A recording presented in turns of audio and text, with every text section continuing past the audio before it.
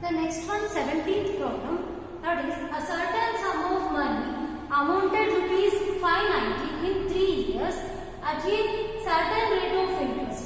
If the rate of interest had been 1/3 as much as the original, the same sum would have amounted to rupees 620 in the same period. Find the sum and rate of simple interest.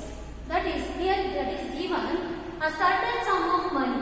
ಅಂದ್ರೆ first ಗೆ ನಾವು ಎಷ್ಟು amount invest ಮಾಡ್ತಿದೀವಿ ಅನ್ನೋದು ಗೊತ್ತಿಲ್ಲ, but they have given the amount. ಅಂದ್ರೆ after 3 years ಎಷ್ಟಾಗುತ್ತೆ ಆ ಅಮೌಂಟ್ ಅಂತ ಕೊಟ್ಟಿದ್ದಾರೆ. That is amount is rupees 590. ಅಂದ್ರೆ ಆಫ್ಟರ್ 3 years ನಾವು ಎಷ್ಟು ಒಂದು ಅಮೌಂಟ್ ಎಕ್ಸ್ ಅಮೌಂಟ್ ಅನ್ನು ನಾವು ಇನ್ವೆಸ್ಟ್ ಮಾಡಿದ್ರೆ ಅದು ಆಫ್ಟರ್ 3 years rupees 590 ಆಗುತ್ತದೆ. Then at a certain rate of interest, rate of interest ಕೂಡ ಗೊತ್ತಿಲ್ಲ, but certain rate of interest ನಾವು ಯೂಸ್ ಮಾಡಿ ಒಂದು ಸರ್ಟನ್ ಅಮೌಂಟ್ ಅನ್ನು ನಾವು ಇನ್ವೆಸ್ಟ್ ಮಾಡಿದ್ರೆ ಅದು ಆಫ್ಟರ್ 3 years rupees 590 ಆಗುತ್ತೆ. Then further information is given that if the rate of interest had been 1/3 as much as the original, the same sum would have amounted to rupees 620 in the same period. ಅಂದ್ರೆ ಈ certain rate of interest ನಾವು 590 rupees ಗೆ invest 590 ಗೆ ಆಗೋ ಹಾಗೆ invest ಮಾಡಿರ್ತೀವಲ್ವಾ, rate of interest ಅನ್ನ use ಮಾಡಿರ್ತೀವಲ್ವಾ, ಆ same rate of interest ಅನ್ನ ನಾವು 1/3 ಟೈಮ್ಸ್ ಜಾಸ್ತಿ ಮಾಡಿದ್ರೆ ಅವಾಗ ಸೇಮ್ ಪೀರಿಯಡ್ಗೆ ಆ ಅಮೌಂಟ್ 590 ಬದಲು 620 ಆಗುತ್ತೆ. ದೆನ್ ಹಾಗಾದ್ರೆ ಆ ಸರ್ಟನ್ ಸಮ್ ಆಫ್ ಮನಿ ಮತ್ತೆ ಆ certain rate of simple interest ಅನ್ನ ನಾವು ಕ್ಯಾಲ್ಕುಲೇಟ್ ಮಾಡಬೇಕು. That is they have given first one original amount. ಅಂದ್ರೆ ಫಸ್ಟ್ ಅಮೌಂಟ್ ಏನ್ ಕೊಟ್ಟಿದ್ದಾರೆ 590 ಅಂತ ಕೊಟ್ಟಿದ್ದಾರೆ, ಅದನ್ನ ನಾವು ಒರಿಜಿನಲ್ ಅಮೌಂಟ್ ಅಂತ ತಗೊಳ್ಳೋಣ. Original amount rupees 590. Then number of years they have given 3 years, and then new amount ಅಂದ್ರೆ after adding after rate of interest ಅನ್ನು ನಾವು 1/3 ಟೈಮ್ಸ್ ಜಾಸ್ತಿ ಮಾಡಿದಾಗ ನಮಗೆ ಅದೇ ಸೇಮ್ ಪೀರಿಯಡ್ಗೆ ಎಷ್ಟು ಅಮೌಂಟ್ ಆಗುತ್ತೆ ಅಂತ ಕೊಟ್ಟಿದ್ದಾರೆ. ದಟ್ ಈಸ್ 620 ಆಗುತ್ತೆ ಅಂತ ಕೊಟ್ಟಿದ್ದಾರೆ. ಇದನ್ನ ನ್ಯೂ ಅಮೌಂಟ್ ಅಂತ ತಗೋಣ. New amount is rupees 620. The number of years same 3 years. Then rate of interest ನಮಗೆ ಗೊತ್ತಿಲ್ಲ, we have to calculate. Then first ಗೆ ನಾವು ಡಿಫರೆನ್ಸ್ ಇನ್ ಅಮೌಂಟ್ ಅನ್ನ ಕ್ಯಾಲ್ಕುಲೇಟ್ ಮಾಡೋಣ. ಅಂದ್ರೆ ಫಸ್ಟ್ ಒರಿಜಿನಲ್ ಅಮೌಂಟಿಗೂ ನ್ಯೂ ಅಮೌಂಟಿಗೂ ಎಷ್ಟು ಡಿಫರೆನ್ಸ್ ಇದೆ ಅದನ್ನ ಕ್ಯಾಲ್ಕುಲೇಟ್ ಮಾಡೋಣ. That is difference in amount. That is new amount minus original amount. Original amount 620 minus 590 ಅಂದ್ರೆ rupees 30 rupees ಬರುತ್ತೆ. ಇದು rupees 30 ಏನು ಇದ್ರ ನ್ಯೂ ಅಮೌಂಟ್ ಮತ್ತೆ ಒರಿಜಿನಲ್ ಅಮೌಂಟ್ ಇರುವಂತಹ difference in amount. Then difference in amount is equal to difference in interest in simple interest ಅಂತ ತಗೊಂಡ್ರೆ ಈ ಡಿಫರೆನ್ಸ್ ಅಂದ್ರೆ 620 ಮತ್ತೆ 590 30 rupees and ಡಿಫರೆನ್ಸ್ ಬರುತ್ತೆ. ಅದನ್ನ ಇಟ್ಕೊಂಡು ನಾವು ಸಿಂಪಲ್ ಇಂಟ್ರೆಸ್ಟ್ ಅನ್ನ ಕ್ಯಾಲ್ಕುಲೇಟ್ ಮಾಡೋಣ. ಅಂದ್ರೆ we know difference amount 30 rupees and then simple interest ಅಲ್ಲಿ ಯಾವಾಗ ವ್ಯತ್ಯಾಸ ಆಗುತ್ತೆ ಅಂದ್ರೆ ನಾವು ರೇಟ್ ಆಫ್ ಇಂಟ್ರೆಸ್ಟ್ ಅನ್ನ 1/3 ಟೈಮ್ಸ್ ಜಾಸ್ತಿ ಮಾಡುವಾಗ, so 1/3 into original interest or original simple interest. Original simple interest ಅನ್ನ ನಾವು 1/3 ಟೈಮ್ಸ್ ಜಾಸ್ತಿ ಮಾಡಿದಾಗ ನಮಗೆ 590 30 rupees ಜಾಸ್ತಿ ಆಗಿ 620 rupees ಅಮೌಂಟ್ ಆಗುತ್ತೆ. So difference amount is equal to difference in simple interest.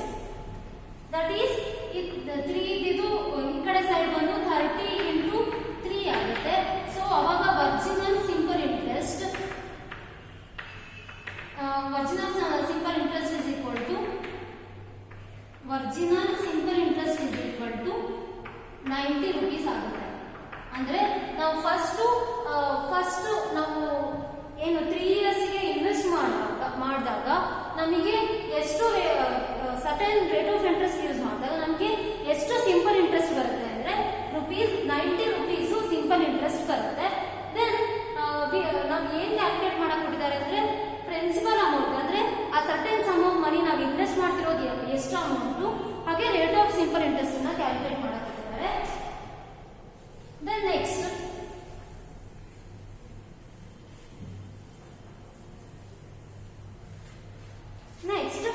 Original principal amount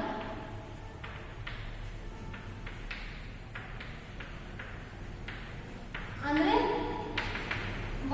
certain sum of money ಏನಿದೆ certain sum of ಮನಿ ನಾವೇನು ಇನ್ವೆಸ್ಟ್ ಮಾಡ್ತಾ ಇದ್ವಿ ಫಸ್ಟಿಗೆ ಅಂದ್ರೆ ಸರ್ಟನ್ ಸಮ್ ಆಫ್ ಮನಿ ಏನು ಇನ್ವೆಸ್ಟ್ ಮಾಡ್ತಾ ಇದ್ವಿ ಅದೆಷ್ಟು ಅಂತ ಕ್ಯಾಲ್ಕುಲೇಟ್ ಮಾಡ್ಬೋದು ಈಗ. ಯಾಕಂದ್ರೆ ವಿ ನೋ ಅಮೌಂಟ್ ಎಷ್ಟು 590 ಒರಿಜಿನಲ್ ಅಮೌಂಟ್ ಗೊತ್ತಿದೆ ನಾವು ಎಷ್ಟು ಇನ್ವೆಸ್ಟ್ ಅಂದ್ರೆ ಆಫ್ಟರ್ 3 ಇಯರ್ಸ್ ಎಷ್ಟು ನಾವು ರಿಟರ್ನ್ ಪಡಿತೀವಿ ಅಂತ ಗೊತ್ತಿದೆ, that is 590 rupees. Then simple interest original simple interest ನ ಈಗಷ್ಟೇ ಕ್ಯಾಲ್ಕುಲೇಟ್ ಮಾಡಿದ್ವಿ, that is ₹90. So we know amount original amount and original simple interest. We can calculate simple amount original simple amount, that is original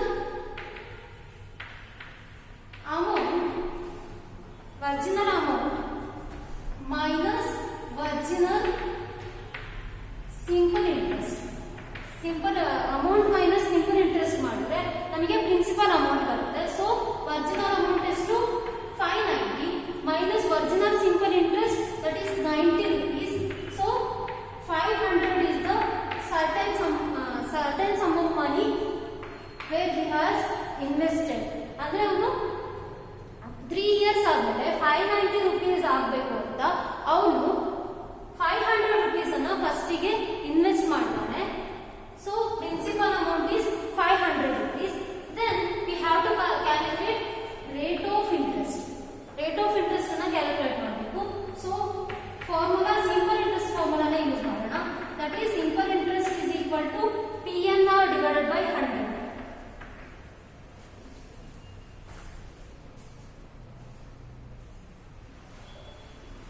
That is simple interest is equal to PNR divided by 100. That is we know simple interest, that is 90, principal amount 500 into number of years 3 years, rate of interest we don't know, R divided by 100. That is 90 is equal to 0 cancels, 5 into 3 15 R ಬರುತ್ತೆ. Then R is equal to 15 90 divided by 15. So rate of interest is equal to 6% per annum. 6% per annum rate of interest. ನಮ್ಗೆ ಏನು calculation ಮಾಡಕ್ ಕೊಟ್ಟಿದ್ರು, find the sum ಅಂದ್ರೆ certain amount sum of money ನಾವು invest ಮಾಡ್ತಿರುವಂತಹ certain sum of money ಅಂದ್ರೆ principal amount ಅನ್ನ calculate ಮಾಡಕ್ ಕೊಟ್ಟಿದ್ರು. That is we calculated 500 rupees principal amount, that is certain sum of money ಏನಿದೆ ಅದು ₹500. ದೆನ್ ರೇಟ್ ಆಫ್ ಇಂಟ್ರೆಸ್ಟ್ ಎಷ್ಟು ಅಂತ ಕ್ಯಾಲ್ಕುಲೇಟ್ ಮಾಡಕ್ ಕೊಟ್ಟಿದ್ರು, ದಟ್ ಈಸ್ 6%. ಅಂದ್ರೆ ಒಬ್ಬ ಪರ್ಸನ್ 500 rupees ಅನ್ನ ಇನ್ವೆಸ್ಟ್ ಮಾಡಿದ್ರೆ for 3 years 6% per annum rate of interest ಗೆ ಅವಾಗ ಅವನು at the end of the 3 years he will get ₹590. He will get the amount ₹590. ಅದೇ ಅಮೌಂಟ್ ಅಂದ್ರೆ 500 rupees ಅಂದ್ರೆ ಅವನು 6% into 1/3 ಅಂದ್ರೆ 1/3 ಗಿಂತ ಜಾಸ್ತಿ 6% ಅನ್ನ ವಿತ್ 1/3 ಟೈಮ್ಸ್ ಜಾಸ್ತಿಯಾಗಿ ಯೂಸ್ ಮಾಡಿ ಅವನು 500 rupees ಅನ್ನ ಇನ್ವೆಸ್ಟ್ ಮಾಡಿದ್ರೆ ಆಫ್ಟರ್ 3 years ಅವನು 620 rupees ಅನ್ನ ಅಮೌಂಟ್ ಆಗಿ ರಿಟರ್ನ್ ಪಡಿತಾನೆ. So the principal amount is ₹500 and rate of interest is ₹6%.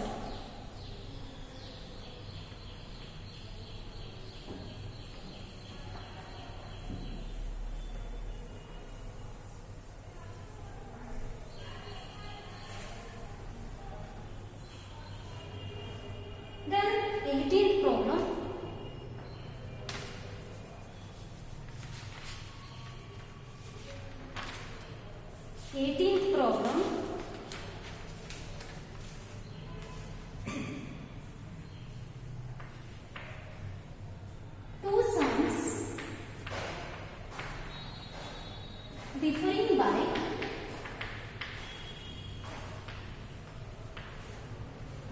rupees 2000 are lent out the larger at 4% and the smaller at 6% per annum simple interest. If the difference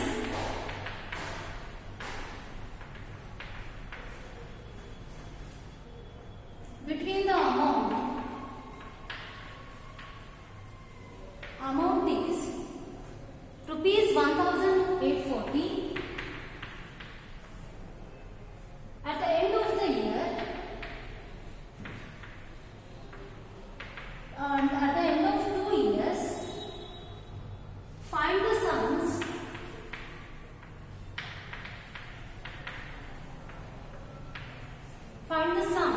lent out at each rate.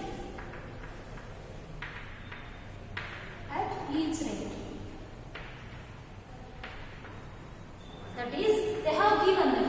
ಇದರ same problem ಒಂದು ನಾವು last class ಅಲ್ಲಿ ಮಾಡಿದ್ದೆ. That is ಅಲ್ಲಿ 2 sums differing by 100 rupees ಅಂತ ಕೊಟ್ಟಿದ್ರು. ಅಂದ್ರೆ ಒಂದು 100 rupees ಅನ್ನ ಡಿಫರೆನ್ಸ್ ಆಗಿ ಒಂದು ಅಮೌಂಟ್ ಅನ್ನ ಅವನು ಇನ್ವೆಸ್ಟ್ ಮಾಡ್ತಿದ್ರೆ, ಎರಡು ಅಮೌಂಟ್ ಅನ್ನ ಅವನು ಇನ್ವೆಸ್ಟ್ ಮಾಡ್ತಿದ್ರೆ, ಒಂದು 3% ಗೆ ಒಂದು 4% ಗೆ ಇನ್ವೆಸ್ಟ್ ಮಾಡ್ತಿದ್ರೆ, ಹಾಗೆ ಅದು ಸಿಂಪಲ್ ಇಂಟ್ರೆಸ್ಟ್ ಡಿಫರೆನ್ಸ್ ಅನ್ನ ಅಲ್ಲಿ ಆ ಒಂದು ಲಾಸ್ಟ್ ಕ್ಲಾಸ್ ಅಲ್ಲಿ ಮಾಡಿಸಿದ ಪ್ರಾಬ್ಲಮ್ ಅಲ್ಲಿ ಕೊಟ್ಟಿದ್ರು. ಇದರಲ್ಲಿ ಒಂಚೂರು ಡಿಫರೆನ್ಸ್ ಇದೆ. That is they have given ಎರಡು ಸಿಂಪಲ್ ಇಂಟ್ರೆಸ್ಟ್ ಅಂದ್ರೆ ಎರಡು ಸಮ್ಸ್ ಅನ್ನು ಅವನು ಇನ್ವೆಸ್ಟ್ ಮಾಡ್ತಾನೆ. That is 2 sums differing by 2000. ಅಲ್ಲಿ ಒಂದು 100 rupees ಡಿಫರೆನ್ಸ್ ಅಲ್ಲಿ ಇನ್ವೆಸ್ಟ್ ಮಾಡ್ತಾ, ಇದರಲ್ಲಿ 2000 rupees ಡಿಫರೆನ್ಸ್ ಅಲ್ಲಿ ಎರಡು ಪ್ರಿನ್ಸಿಪಲ್ ಅಮೌಂಟ್ ಅಂದ್ರೆ ಎರಡು ಅಮೌಂಟ್ ಅನ್ನು ಅವನು ಇನ್ವೆಸ್ಟ್ ಮಾಡ್ತಾ ಇದ್ದಾನೆ. ಅದರಲ್ಲಿ ಲಾರ್ಜ್ ಅಮೌಂಟ್ ಅಂದ್ರೆ ಈ 2000 ಅಲ್ಲಿ ಲಾರ್ಜರ್ ಅಮೌಂಟ್ ಏನಿದೆ ಅದನ್ನ 4% ರೇಟ್ ಆಫ್ ಇಂಟ್ರೆಸ್ಟ್ ಅಲ್ಲಿ ಅವನು ಇನ್ವೆಸ್ಟ್ ಮಾಡ್ತಾ ಇದ್ದಾನೆ. ಹಾಗೆ ಇನ್ನೊಂದು ಸ್ಮಾಲರ್ ಅಮೌಂಟ್ ಏನಿದೆ ಅದನ್ನ 6% per annum ಇಂಟ್ರೆಸ್ಟ್ ಅಲ್ಲಿ ಅವನು ಇನ್ವೆಸ್ಟ್ ಮಾಡ್ತಾ ಇದ್ದಾನೆ.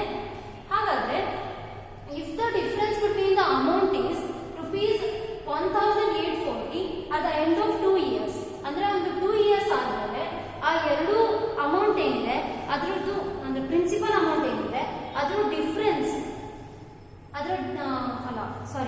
ಅಮೌಂಟ್ ಏನಿದೆ ಅಂದ್ರೆ ಒಂದು ಲಾಸ್ಟ್ 2 years ಆದ್ಮೇಲೆ ಪೇ ಮಾಡುವಂತಹ ಅಮೌಂಟ್, ಆ ಎರಡು ಅಮೌಂಟಿನ ಡಿಫರೆನ್ಸ್ ಏನಿದೆ ಅದು 1840 ಆದ್ರೆ then find the sums lent out at the each rate. ಅಂದ್ರೆ ಪ್ರಿನ್ಸಿಪಲ್ ಅಮೌಂಟ್ ಎಷ್ಟು ಅಮೌಂಟ್ ಇನ್ವೆಸ್ಟ್ ಮಾಡಿದಾನೆ ಅದನ್ನ ಕ್ಯಾಲ್ಕುಲೇಟ್ ಮಾಡಬೇಕು.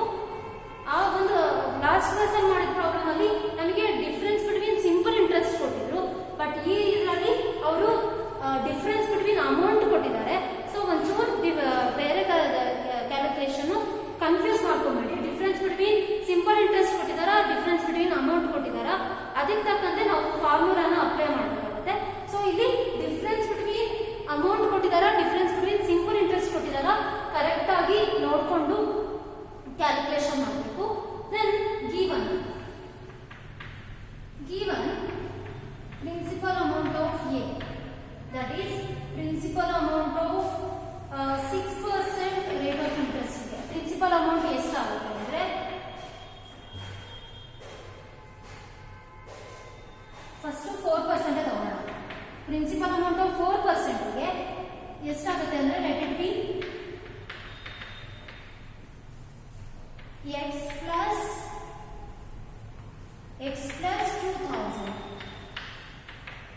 plus 2000 ಆಗುತ್ತೆ. then rate of interest 4% per annum. then number of years they are given, that is 2 years. number of years 2 years. then principal amount for 6%, that is x ಅಂತ ತಗೋಣ. let it be x. then rate of interest 6% per annum. then number of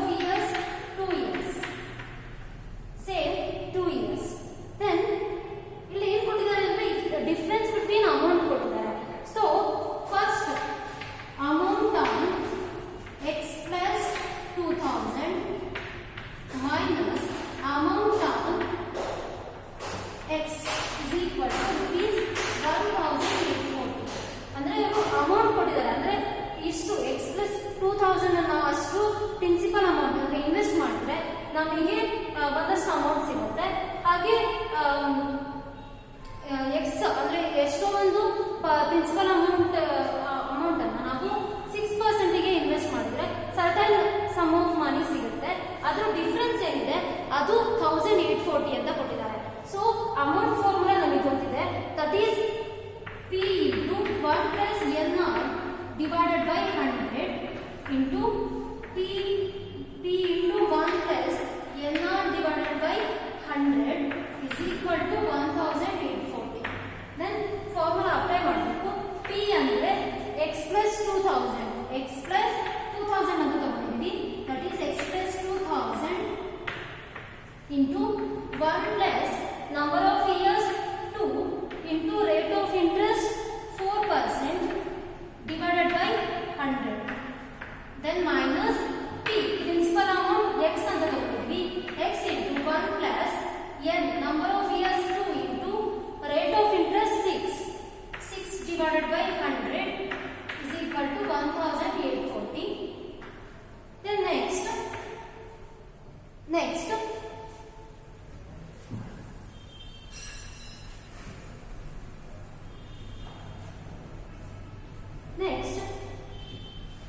x plus 2000 into 1 plus 8 divided by 100 minus x into 1 plus 12 divided by 100 is equal to 1840 ಆಗುತ್ತೆ.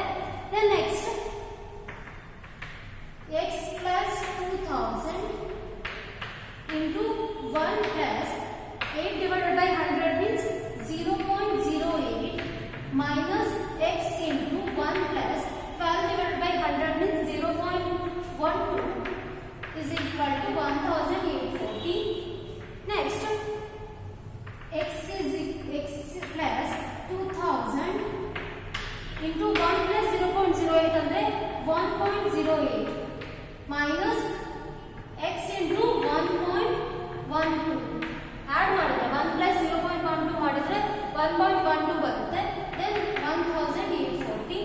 then next ಇದನ್ನ multiply ಮಾಡಬೇಕು. ಅವಾಗ 1.08 into x means 1.08x plus 2000 into 1.08 ಅಂದ್ರೆ 2160 minus 1.12x is equal to 1840 ಆಗುತ್ತೆ. then next 1.08x minus 1.12x ಅಂದ್ರೆ minus 0.04x ಆಗುತ್ತೆ. this 2160 will go to that side. 1840 minus 2160 ಆಗುತ್ತೆ. then next minus 0.04x is equal to 1840 minus 2160 ಅಂದ್ರೆ minus 320. x is equal to minus 320 divided by minus 0.04. that is x is equal to 8000. that is x is equal to 8000 ಅಂದ್ರೆ first ಅವನು for larger amount ಅಲ್ಲ for smaller amount ಏನಿದೆ ಅದು 8000 ಆಗುತ್ತೆ. Smaller amount 8000 ಆಗುತ್ತೆ. Smaller amount ಅನ್ನ ನಾವು ಅಂದ್ರೆ 6% ಪರ್ annumಗೆ ಅವನು ಯೂಸ್ ಮಾಡುವಂತಹ ಅಮೌಂಟ್ ಅನ್ನು ನಾವು x ಅಂತ ತಗೊಂಡ್ವಿ. So that is x is equal to 8000 ಆಗುತ್ತೆ. then larger amount is equal to ನಾವು ಲಾರ್ಜರ್ ಅಮೌಂಟ್ ಅನ್ನ x plus 2000 ಅಂತ ತಗೊಂಡ್ವಿ. ದಟ್ ಈಸ್ x plus 2000 ಅಂದ್ರೆ 8000 plus 2000 that is rupees 10,000. ನಾವಿಲ್ಲಿ x plus 2 ಅಂತ ಯಾಕೆ ತಗೊಂಡಿದ್ದೀವಿ ಅಂದ್ರೆ ಅವನು 2000 ಡಿಫರೆನ್ಸ್ ಅಲ್ಲಿ ಅವನು ಅಮೌಂಟ್ ಅನ್ನ ಮಾಡ್ತಾ ಇದ್ದಾನೆ, ಇನ್ವೆಸ್ಟ್ ಮಾಡ್ತಾ ಇದ್ದಾನೆ. ಅದಕ್ಕೆ ನಾವು ಲಾರ್ಜರ್ ಅಂದ್ರೆ ಸ್ಮಾಲರ್ ಅಮೌಂಟ್ ಏನಿದೆ ಅದಕ್ಕೆ ನಾವು x ಅಂತ ತಗೊಂಡಿರೋದ್ರಿಂದ ಲಾರ್ಜರ್ ಅಮೌಂಟ್ ಸ್ಮಾಲರ್ ಅಮೌಂಟ್ ಗಿಂತ ಜಾಸ್ತಿ ಇರಬೇಕು. ಸೊ ನಾವು ಲಾರ್ಜರ್ ಅಮೌಂಟ್ ಅನ್ನ ನಾವು x plus 2000 ಅಂತ ತಗೊಂಡಿದ್ವಿ. ಸೊ